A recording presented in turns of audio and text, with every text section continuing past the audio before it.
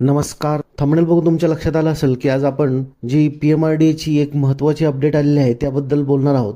खरं तर आपल्या बऱ्याच व्हिडिओच्या कमेंट बॉक्समध्ये देखील अनेकांनी हा प्रश्न विचारला होता की नेमके सोडत पूर्ण होऊन 1-1.5 महिना देखील उलटून गेला, पण ज्यांना सोडतीत घर लागले नाही त्यांच्या रिफंडचं काय? तर त्याबद्दलचीच ही अपडेट आहे आणि PMRDA कडून ही अधिकृतरित्या आपल्याला अपडेट मिळालेली आहे. आपण आपल्या चॅनलवरती कोणत्याही प्रकारचे खोटे अपडेट देत नाहीत. जोपर्यंत अधिकृतरित्या माहिती येत नाही तोपर्यंत आपण ते सांगत नाही. त्यामुळे आता जी PMRDA कडून अपडेट आली आहे त्यानुसार ज्या काही 2026च्या योजनेत ज्या अर्जदारांना घरे लागली नव्हती त्या अर्जदारांचे पैसे म्हणजे जी अनामत रक्कम EMD आपण भरली होती ती काहींची 5,000 म्हणजे LIG साठी 10,000, EWS साठी 5,000 अशा प्रकारे जी भरली होती ती आता रिफंड व्हायला सुरुवात झालेली आहे.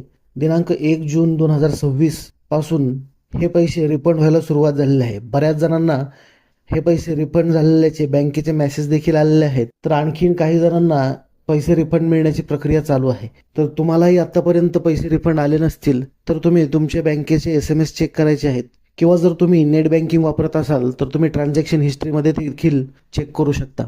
तरीही जर तुमचे जमा झाले नसतील तर तुम्ही PMRDAच्या ऑफिसशी कॉन्टॅक्ट करून देखील याबद्दलची माहिती घेऊ शकता. आता इथे लक्षात ठेवायचं आहे, ज्या अर्जदारांची सोडतीमध्ये वेटिंग लिस्टमध्ये नावं आलेली आहेत त्या अर्जदारांना अद्यापही रिफंड मिळणार नाही आहे, कारण की ते वेटिंग लिस्टमध्ये आहे. ज्यावेळेस वेटिंग लिस्ट ओपन होईल त्यानंतर जर तुम्ही ते रिजेक्ट केलं तर तुम्हाला ते रिफंड भेटणार आहे. म्हणजे आत्ताच्या सोडतीमध्ये सेक्टर 12 असेल, सेक्टर 30-32 असेल, यामध्ये जर तुम्ही वेटिंग लिस्टमध्ये असाल तर तुम्हाला हे पैसे सध्या रिफंड होणार नाही.